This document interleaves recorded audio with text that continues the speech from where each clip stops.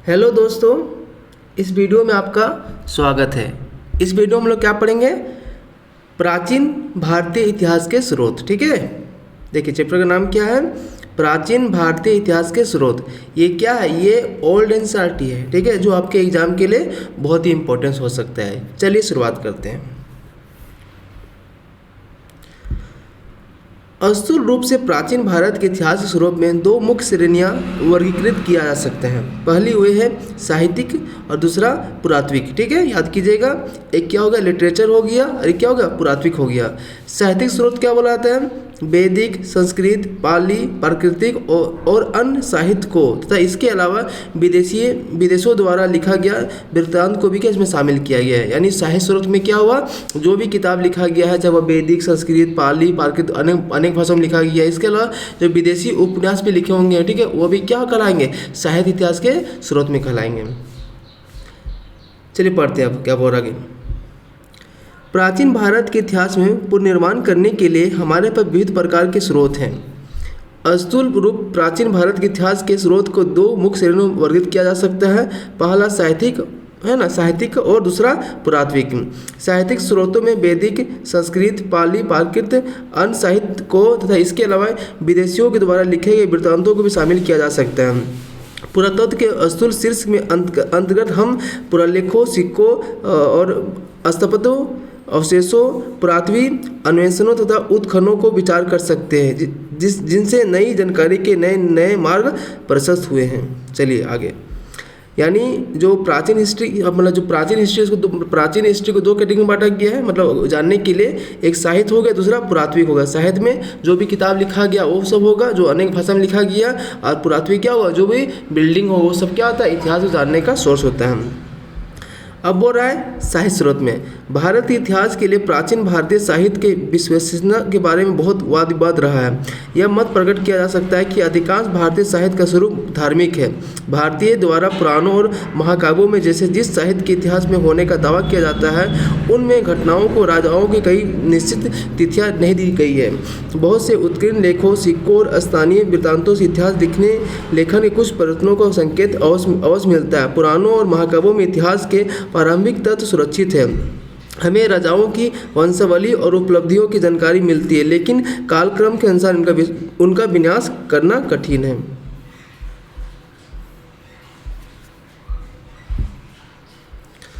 आगे देखिए, एक मिनट। हम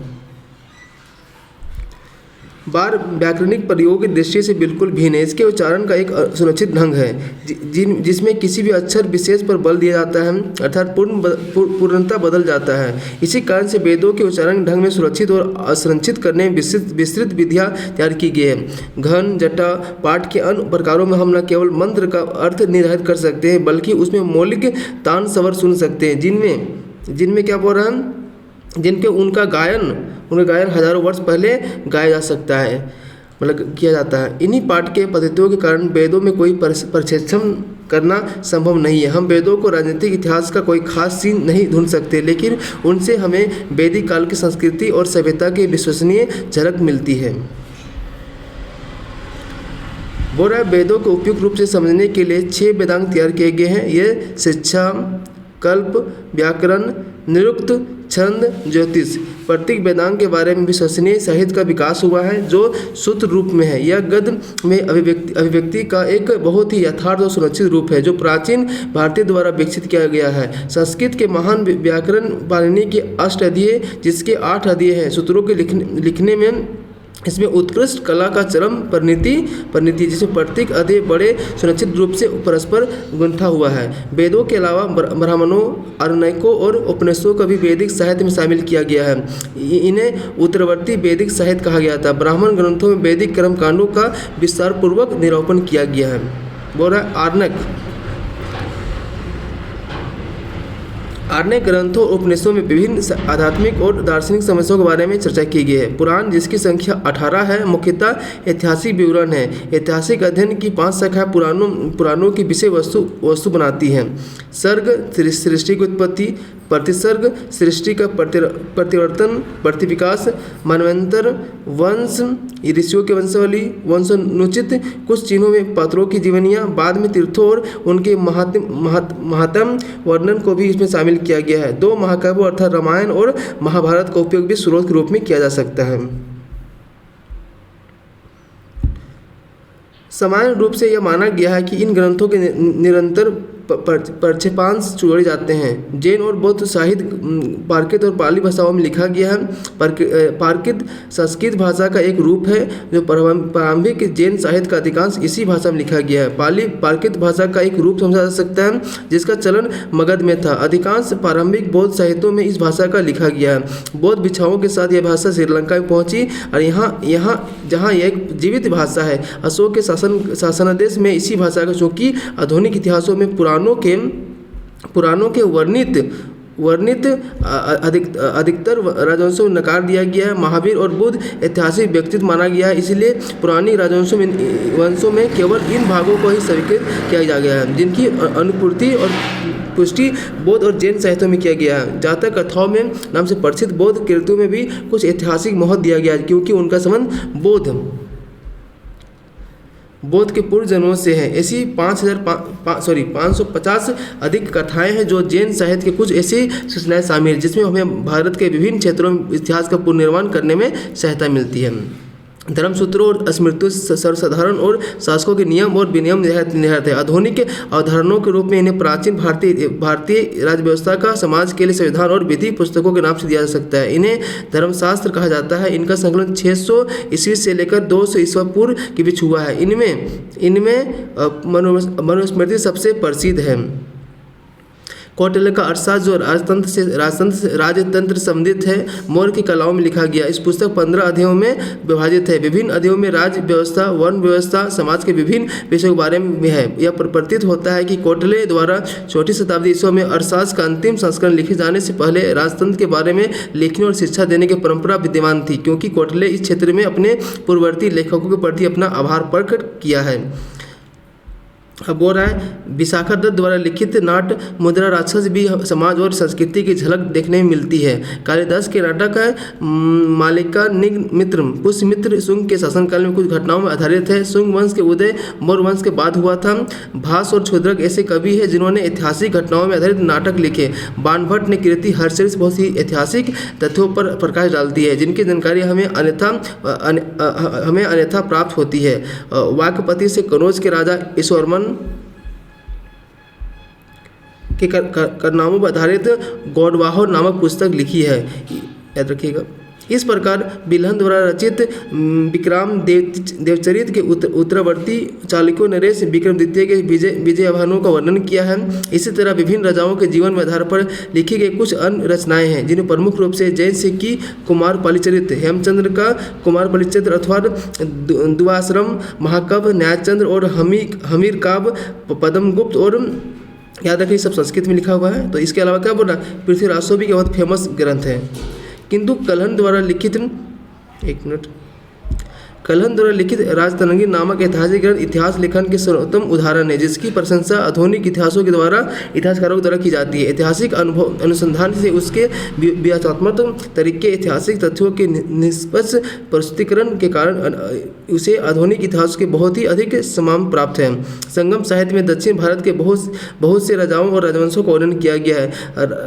राजाश्रित कवियों और समूह द्वारा समय से पर रचित कवियों के संकलन में संगम साहित्य कहा जाता है। संगम साहित्य की कविताओं में कुल मिलाकर 30,000 पंक्तियां हैं। वे कविताएं दो प्रमुख समूह अर्थात क्या बोला गया इसको पदीने किलकुनुक और पलातू में विभाजित है। पूर्वोत्तर समूह उत्तरोत्तर समूह से पुरातन है। संगम साहित्य में कई छोटी और लंबी कविताएं शामिल है जो अनेक कवियों द्वारा अपने संरक्षक राजाओं की प्रशंसा की में लिखी हुई है। कुछ राजाओं और घटनाओं में पुष्टि उत्कीर्ण लेखों में भी होती है। इस साहित्य को सामान्यतः 4वीं शताब्दी में तक घटनाओं का वर्णन किया है।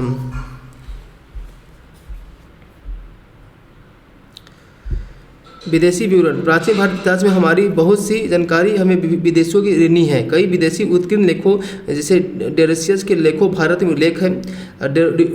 हेरोडोटस थेसियस लेखों भारत का उल्लेख है। हेरोडोटस और थेसियस ने अपनी जानकारी फारसी स्रोतों में प्राप्त की है। हेरोडोटस अपनी पुस्तक हिस्टोरीज में हमें भारत फारस के संबंधों के बारे में काफ़ी जानकारी देता है। और क्या बोल रहा है, एरियन के सिकंदर द्वारा भारत पर आक्रमण किए गए आक्रमण के बारे में विशेष विवरण दिया है, और जो उनके लोगों की सूचना आधारित थी। इस अभियान में हमें भारत आए यूनानी राजाओं द्वारा पाटलिपुत्र में अपने राजदूत भेजे गए हैं। उनमें कुछ नाम ये हैं: मेगास्थनीज, डेमेकस, डायनोसियस। मेगास्थनीज चंद्रगुप्त मौर्य के दरबार में था। उसने भारत में इंडिका नामक पुस्तक लिखी थी। मूल पुस्तक लुप्त हो गई है, लेकिन उसके बाद में लेखकों ने पुस्तकों को दिए गए उदाहरणों के द्वारा हमें उसकी जानकारी मिली। एक अज्ञात यूनानी लेखक जो मिस्र में जहाँ बसा था, लगभग 80 ईस्वी में भारतीय तट की अपनी व्यक्तिगत यात्रा के आधार पर पेरिप्लस ऑफ द एरेथियन सी नामक पुस्तक लिखी। उसने भारत के समुद्री तटों के बारे में बहुमूल्य संरचना दी। एक अन्य लेखक टोलमी ने दूसरी शताब्दी में भारत के बारे में भौगोलिक निबंध ज्योग्राफी लिखा। यूनानियों द्वारा भारत में लिखित अधिकांश साहित्य गौण यानी दूसरी श्रेणी में स्रोतों पर आधारित है, जिसके परिणामस्वरूप अनेक भले और परस्पर विरोधी बातें सामने आई हैं। इसीलिए यूनानी स्रोतों का उपयोग करते समय हमें सावधानी बरतना जरूरी है। ये लोग इस देश की भाषा और रीति रिवाजों के अनभिज्ञ थे। उनकी सूचना अविश्वसनीय तथ्यों और काल्पनिक बातों पर भरी है। मेगास्थनी ने ब्रितान के साथ सिकंदर के साथ आए लोगों के लेख लुप्त हो चुके हैं और केवल बाद की कृतियाँ उल्लिखित उदाहरणों के रूप में टोकरों में उपलब्ध हैं। क्या बोल रहा है, चीनी यात्री समय पर भारत आते थे, यहाँ बौद्ध धर्म तीर्थों पर दर्शन करते थे, बौद्ध धर्म का अध्ययन करने आए थे, इसलिए उनके विवरणों को झुकाव कुछ हद तक बौद्ध धर्म की ओर है। चीनी परंपरा में ऐसी यात्राओं की एक लंबी सूची सुरक्षित है। इनमें 3 प्रमुख थे, जिनमें फायन 5वीं शताब्दी में भारत आया, जबकि हेवेनसेंग एसिंग और 7वीं शताब्दी में आया। उन्होंने काफ़ी विस्तृत विवरण दिए जिनका अंग्रेजी में अनुवाद किया जा चुका है। हेवेनसेंग ने हर्षवर्धन उत्तर भारत के कुछ समकालीन राजाओं के बारे में बहुत अधिक रोचक और महत्वपूर्ण विवरण दिया। और फायन और हेवेनसेंग ने देश के बहुत से लोगों को यात्रा की, लेकिन उन्होंने अपने यात्रा के बौद्ध धर्म को बहुत अतिशयोक्तिपूर्ण विवरण दिया। उदाहरण के लिए हेवेनसेंग ने हर्षवर्धन का वर्णन बौद्ध धर्म के अनुयायी के रूप में किया है, जबकि उसने पुरालेखीय अभिलेखों में हर्ष ने अपने आप को शिव का भक्त बताया। किंतु इस तथ्य पर विचार करते हुए भारतीय शासक अपने प्रजाजनों को भांति बहुत धार्मिक लोग थे, किसी विदेशी के लिए भ्रमित होना कठिन नहीं है। कुछ अरबों ने भी भारत के बारे में अपने विवरण छोड़े। इनमें से सबसे प्रसिद्ध है अबू रेहन का, जिसे अल-बरूनी के नाम से जाना जाता है। ठीक है, यह मोहम्मद गजनवी का समकालीन था। उसके द्वारा की गई भारतीय समाज और संस्कृति के बारे में उसने ज्ञान और आधारित था, जो उसने साहित्य के माध्यम से अर्जित किया था। इसके लिए उसने संस्कृत अध्ययन किया, किंतु उसने अपने समय की राजनीतिक स्थिति के बारे में कोई जानकारी नहीं थी। अब हो रहा है पुरातात्विक स्रोत। भारत में अतीत के पुनर्निर्माण के लिए पुरातात्विक स्रोतों का उपयोग करना केवल 2 शताब्दी पहले शुरू हुआ है। ये स्रोत न केवल हमारे अतीत के बारे में ज्ञान की अनुपूर्ति करते हैं, बल्कि उनसे हमें कुछ ऐसी सामग्री प्राप्त हुई जो हमें अन्यथा नहीं मिल सकती। 1920 के दशक में आमतौर पर यह माना जाता है कि भारतीय सभ्यता लगभग 6वीं शताब्दी ईसा पूर्व शुरू हुई थी, लेकिन मोहनजोदड़ो, कालीबंगन और हड़प्पा की खुदाइयों से भारतीय सभ्यता की शुरुआती का समय लगभग 5000 ईसा पूर्व पीछे चला गया। वहाँ प्राप्त हुई प्रागैतिहासिक काल वस्तुओं के पता चलता है कि यहाँ मानवीय क्रियाकलाप लगभग 20 लाख वर्ष पहले आरंभ हो चुका था। हमें अभिलेख शास्त्र और मुद्रा शास्त्र जैसी शाखाओं बहुत अधिक लाभान्वित हुए, जिसके बिना भारत में अतीत के बारे में हमारा ज्ञान बहुत ही सीमित था। मुद्रा शास्त्रीय स्रोतों से बिना हमें अधिकतर भारतीय, यूनानी, शक, पार्थियन, कुषाण राजाओं के बारे में कोई जानकारी प्राप्त नहीं थी। धर्म के बारे में अशोक के विचार और समुद्रगुप्त और अन्य राजाओं के विजय कथाओं के विवरण उनके पुरालेखों के बिना अज्ञात बने रहते थे। चलिए देखिए, बोल रहा उत्कीर्ण लेख। इतिहास लेखन का इतिहास लेखन का सबसे महत्वपूर्ण है विश्वसनीय स्रोत उत्कीर्ण लेख है। जो कि उत्कीर्ण लेख एक समकालीन अभिलेख रिकॉर्ड होता है, इसलिए वह छेपकों से मुक्त होता है, उसी रूप में उपलब्ध होता है जिस रूप में उसकी रचना की गई है। उसे पहली उत्कीर्ण किया गया था। वाद की अवस्था में उसमें कुछ जोड़ना लगभग असंभव होता है, लेकिन भोजपत्रों, ताड़पत्रों, कागज आदि जैसी कोमल वस्तुओं पर लिखे गए अभिलेखों के बारे में बात सही नहीं होती है, क्योंकि उनकी बार बार नकल तैयार किए जाने की जरूरत होती है, क्योंकि पुरानी पांडुलिपियाँ में जर्जर और अथवा खराब होने के लगती थी। नकल करते समय कुछ गलतियां हो जाती थी अथवा अथवा कई बार उनमें अपनी ओर से कुछ जोड़ी जाती थी। उत्कीर्ण लेखों में ऐसा करना संभव नहीं है। उत्कीर्ण लेखों में अध्ययन के लिए क्या बोला एपिग्राफी कहा जाता है। उत्कीर्ण लेखों में लिपि में इतिहासकारों को कई प्रकार की सहायता मिलती है। लिखने की सबसे प्राचीन कला हड़प्पा की मुद्राओं में सील में पाई गई है, चूँकि लेकिन उसे पढ़ने में कभी तक सफलता नहीं मिली है। इसलिए अशोक के उत्कीर्ण लेखों की लेखन प्रणाली सबसे प्राचीन माना जाता है। ये लेख 4 लिपियों में लेखबद्ध है। अफगानिस्तान में अपने साम्राज्य के उसने अपने शासन निर्देशन के लिए अरमाइक और यूनानी लिपियों का उपयोग किया है। पाकिस्तान के क्षेत्र में खरोशी लिपि का इस्तेमाल किया है। खरोशी लिपि भारतीय भाषाओं के वर्णमाला प्रतीक के आधार पर विकसित हुई थी। दाईं और बाईं से लिखे जाते थे।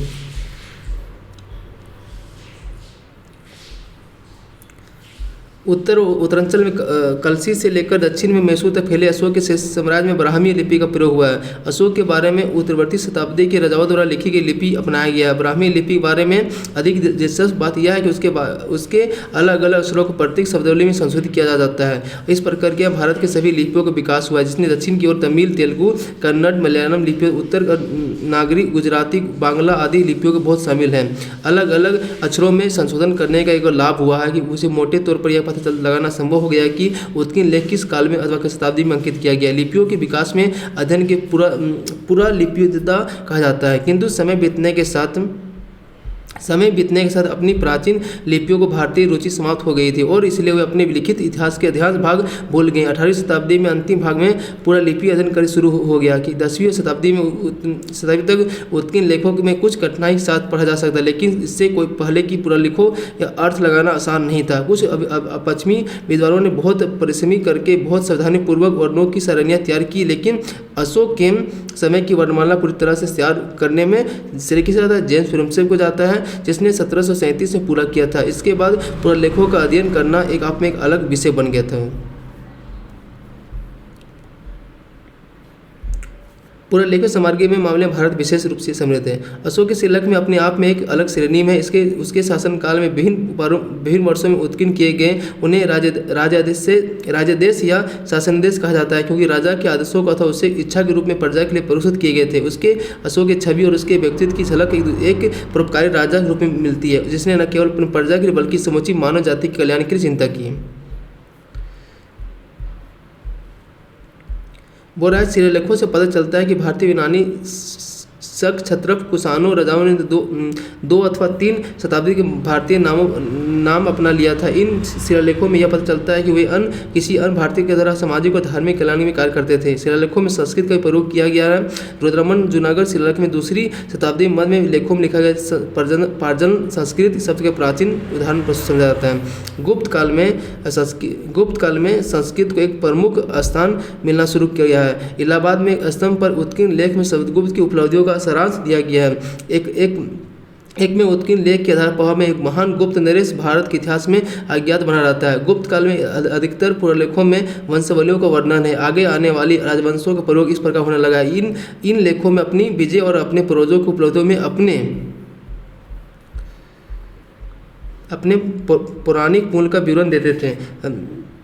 चालुक्य वंश के राजा पुलकेशिन द्वितीय अपने ऐहोल में शिलालेख में अपने घराने की वंशावली और उपलब्धियों का विवरण दिया है। इस प्रकार भोज ने अपने ग्वालियर शिलालेख में अपने पूर्वजों और उनकी उपलब्धियों को पूरा विवरण दिया है। शिलालेखों में हमें विद्यमान ब्राह्मणों का दान में दी गई है भूमि जो सही करों से मुक्त होती थी बारे में पता चलता है। इन्हें अग्रहार कहा जाता है।